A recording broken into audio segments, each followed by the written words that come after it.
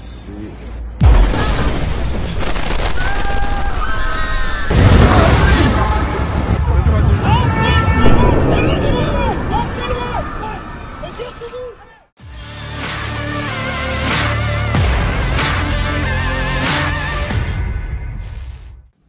Pemerintah Ukraina lewat Kementerian Pertahanannya membuat sebuah video simulasi kota Paris, Prancis dibombardir oleh pesawat tempur.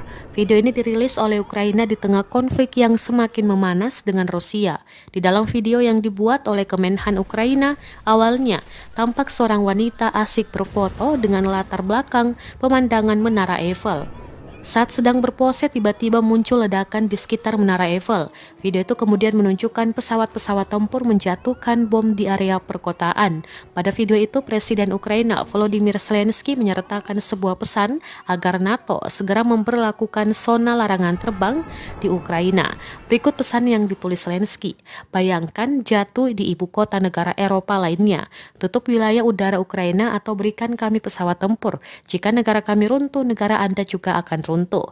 Terkait permintaan Zelensky, negara-negara barat termasuk NATO telah menolak.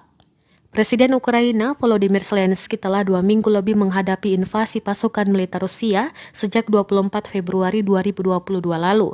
Selama konflik berlangsung, pasukan militer Rusia diketahui telah beberapa kali melakukan serangan ke warga sipil walaupun pemerintah Rusia telah mengklaim jika targetnya hanya fasilitas militer dan tentara. Saat menjalani wawancara dengan sejumlah media, reporter dari Al Jazeera menanyakan bagaimana kondisi kejiwaan Zelensky saat ini. Awalnya reporter Al Jazeera tersebut menyoroti serangan Rusia terhadap rumah sakit bersalin yang ada di Mariupol.